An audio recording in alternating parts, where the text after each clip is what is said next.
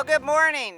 I'm Councilwoman Barbara Sexton Smith, representing Louisville Metro 4th District, but we're standing here in the heart of our Central Business District, right across the street from historic City Hall, which we will be making a very exciting announcement about our clock tower during our presentation and questions and answer period today.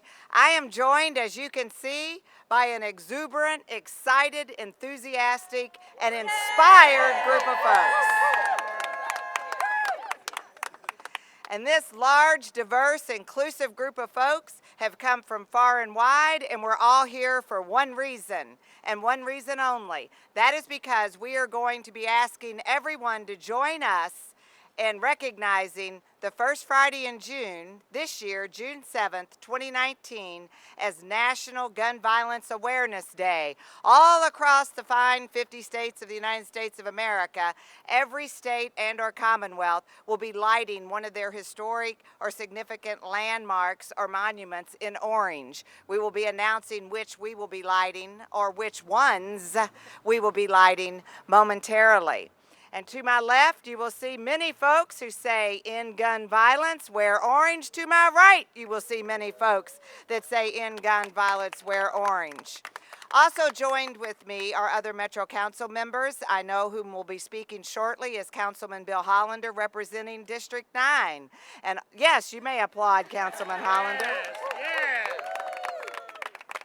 And joining us today, through inspiration and dedication, who has chosen not to speak because we have a full speaking agenda, is Councilwoman Nicole George, representing Louisville Metro District 21. Gun violence affects each and every one of us, no matter how old, young, far and wide, no matter where we are, what we believe, what we've come through, and where we may be going. It affects us all, and it instills fear. It instills fear and the hope in the hearts, instead of hope in the hearts of everyone, anywhere.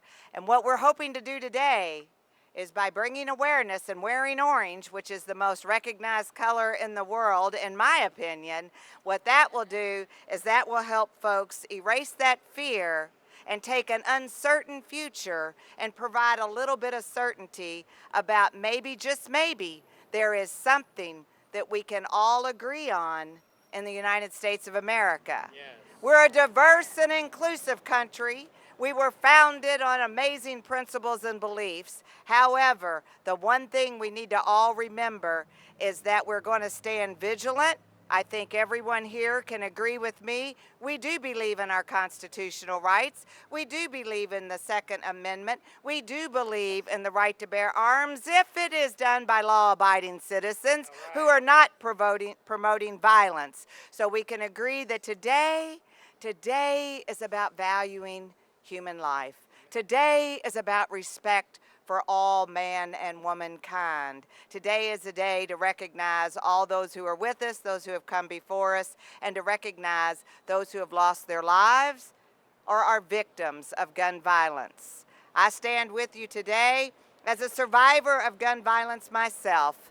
I know exactly what it's like on a personal level to be staring down the barrel of a sawed-off shotgun between 1 second of a trigger being pulled and you're dead on the ground, or you are lived to tell about it. I live to tell about it, and in a few moments I'm going to introduce someone else who lived to tell about it. But right now, ladies and gentlemen, please welcome Assistant Chief of Police Lavita Chavez, who will bring remarks from the Louisville Metro Police Department. Lavita?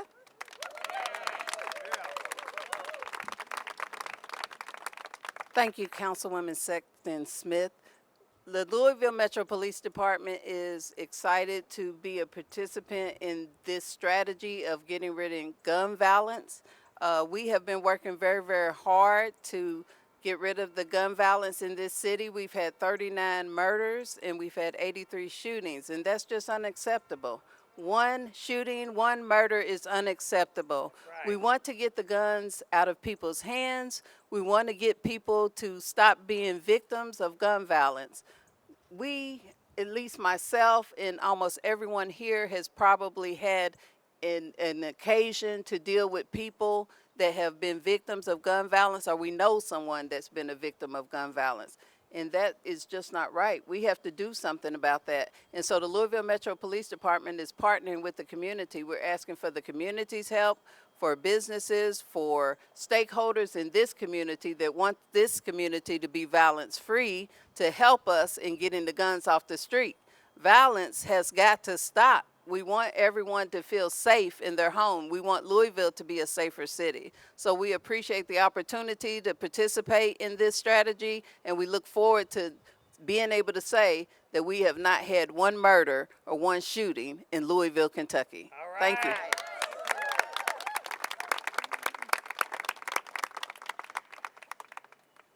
Now what I would like to do is introduce a very special person. I mentioned being a survivor. Well, we have in our midst today a gentleman who was with us last year on National Gun Violence Awareness Day, and he has agreed to come back and share a little bit more of his story. Please welcome Hollom Holmes.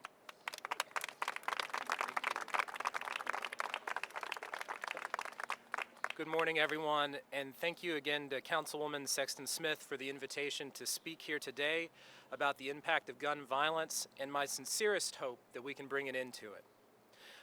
My name is Hollom Holmes, and I am a survivor of gun violence. On December 1st, 1997, I was a 14-year-old and a freshman at Heath High School in West Paducah, Kentucky. It was the Monday after Thanksgiving break and before classes had started. We had joined hands and prayed in a prayer group in the school lobby. We were walking to class when a fellow freshman pulled a gun out of his backpack and opened fire in the lobby. I heard a series of loud pops like balloons or firecrackers, and then everything went black. I remember waking up, lying prone on the cold tile floor. I looked to my left and I saw a friend of mine being pushed up against a concrete support pillar in a protective embrace by his brother. Confused, I asked them what was going on, but the brother shushed me and told me to be quiet. I saw my friend's neck, and what looked like a large pimple on it began to trickle blood. I looked down at the floor beneath me, and I saw red drops spatter on the white tile. Thinking someone had been pouring some liquid on me, I touched the side of my head, bringing my hand down to see blood on my fingertips. My blood. It was then I had the awful realization that I'd been shot in the head. I laid still, closed my eyes and played dead, because even then, at 14 in high school, I remembered back to a mass shooting at a cafeteria in Texas where the survivors did the same thing. I said what I thought would be my final prayer and readied myself to die. In the aftermath of the shooting, 3 of my classmates died and 4 were injured, including myself.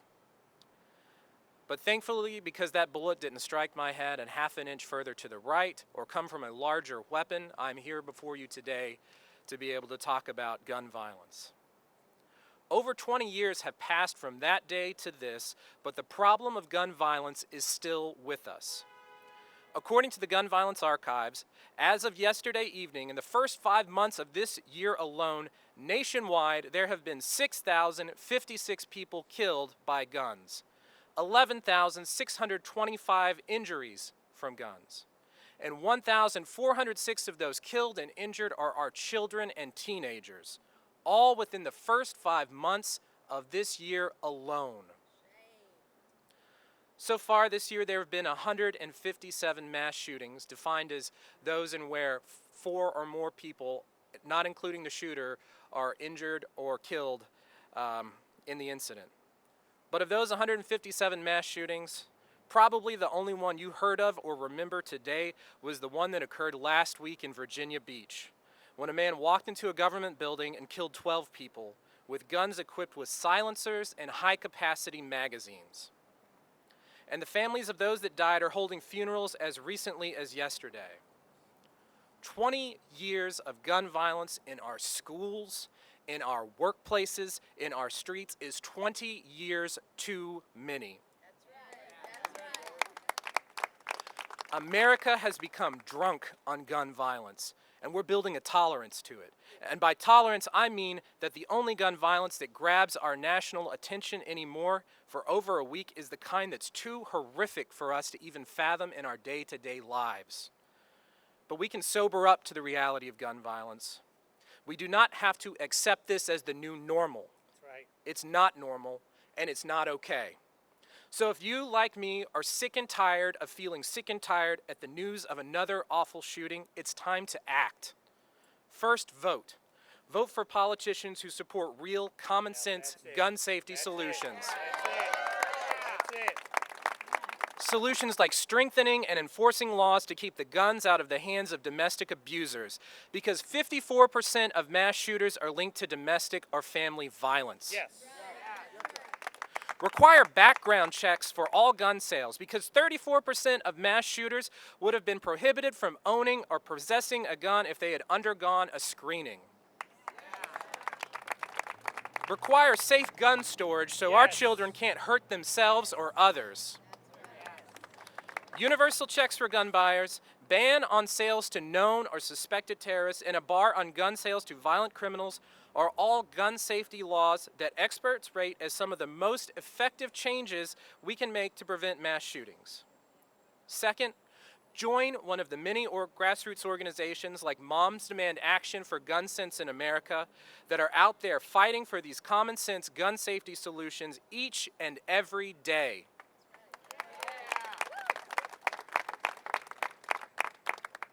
You don't have to sit there and wallow in the coverage of these tragedies. You can do something about it. You can work in a community of women and men who, like you, are sick and tired of feeling sick and tired about gun violence. That's right. You can make a difference, and we need you to be that difference. Thank you. Yes, yes.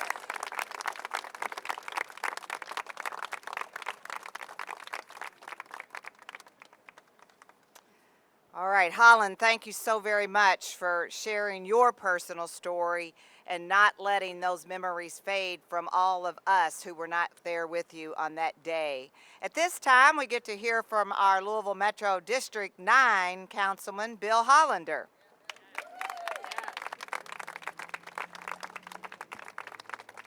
I want to thank the officers from LMPD for being here who are out fighting gun violence every day in our community. And I especially want to thank Moms Demand Action. We're here today because of their efforts, and we see them everywhere. They're in Frankfort, and they'll be in Frankfort again next year, and they'll be in Frankfort until we have change. And don't ever think that things won't change. The way we have change in this community, the way we have change in this state and in this nation and in this world is by dedicated citizens who won't give up. And these people won't give up. Right. And we don't want them to. I know we're going to be talking about the events tomorrow in a minute, but this will be the third year that I will have been at Shepherd Park. And I hope everyone comes to Shepherd Park tomorrow. Right. Last year was bigger than the year before, and this year needs to be bigger than last year. That's right. That's how movements are built. So let's all get out and go to Shepherd Park tomorrow. Thank you. Okay. All right, and here to tell us all the details about how everyone can join us tomorrow at Shepherd Park and take advantage and participate in many opportunities is Cathy Mekas with Moms Demand Action for Gun Sense in America.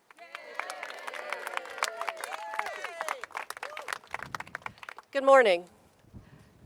In 2013, 15-year-old Hadia Pendleton marched with her class, school, in President Barack Obama's second inaugural parade. Just a few days later, Hadia became a statistic when she was shot and killed in Chicago, Illinois. Another innocent victim of gun violence struck down as a child in this country. After her death, her friends wore orange to bring attention to the issue of gun violence in their community. And then, Hadia's friends invited all of us to wear orange to bring attention to the issue of gun violence, to honor Hadia and the other victims of gun violence, people who are felled every day. Since the launch of the Wear Orange movement and the first National Gun Violence Awareness Day in 2015, more than 1 million people have gotten involved with this movement, and orange has become the defining color of gun violence prevention. The statistics for gun violence are staggering. You've heard some of them already, but you have to realize about 40,000 Americans are shot and killed in this country in a year. 40,000. That is horrendous. It's a very complex issue. It has many causes, and it's going to take a deep look to figure out solutions. There are homicides, there are suicides, there are rural issues, there are urban issues. Domestic violence is a big player in the death of women. And then there are the unintentional shootings from people who have left unsecured weapons around, and that's most often where children are killed. But no matter the causes, we can join together and we can demonstrate that we will work together to make a change in this and to bring a difference to the community and end to gun violence. So Hadia's parents asked us that we remember their daughter with a party for her birthday because her birthday was in June. She'd be 22. This year is the 4th year that the Moms Demand Action is partnering with Louisville Urban League to put on Wear Orange, Peace Walk, and Picnic. The first year we were rained out, so we were inside, but we've had 4 years, 3 years in the park, as Bill mentioned. It's tomorrow from noon to 3 at Shepherd Park. Shepherd Park is at 15th and Magazine Street. That's 1 block north of Broadway. It's behind Roosevelt Perry Elementary School if you need a landmark. I'd like to invite everyone to come and join us at Shepherd Park tomorrow because together we can make a difference. Thank you. Wear orange. Yes, and wear orange. Cathy, thank you so very much. And moms, thank all of you. I know that dads and brothers and sisters and aunts and uncles and friends are all welcome to be part of moms, right? Oh, yeah. Yes. Yes, we are mothers and others. You don't have to be a mom. You don't have to be a woman. You don't have to have a child. You can be a dad. You can be a granddad. You don't have to have children. Everyone is welcome, and we have Students Demand Action as well, so you don't even have to be a grown-up. All right. Cathy, thank you so very much. All right, the final announcement that we want to make today that is very exciting, and it is symbolic, and it manifests the fact that our city, all of us together, are going to embrace Wear Orange as the symbol of respect for humanity. President David James of Louisville Metro Council has announced that that clock tower will be lighted orange in honor of National Gun Violence Awareness Day beginning this evening. So we welcome everyone. Please drive downtown Louisville into the middle of the heart of the Central Business District, circle around 6th and Jefferson Street, and look at the beautiful clock tower. Also, Rebecca Matheny is with us today.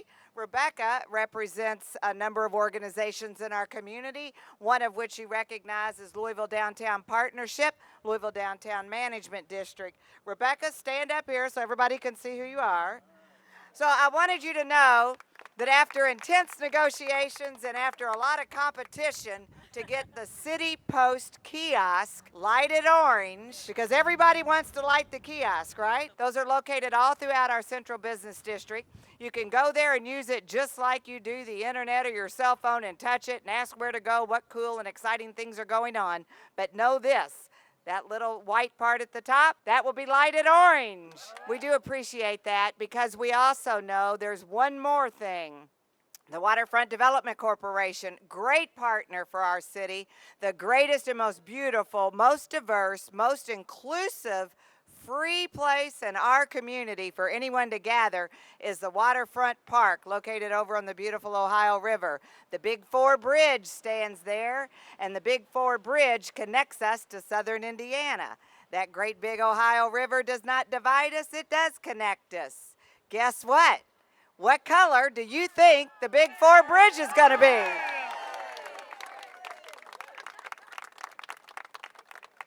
So last year when we made that exciting announcement, Sylvia, we all came down here that evening and the Big 4 Bridge was not lighted.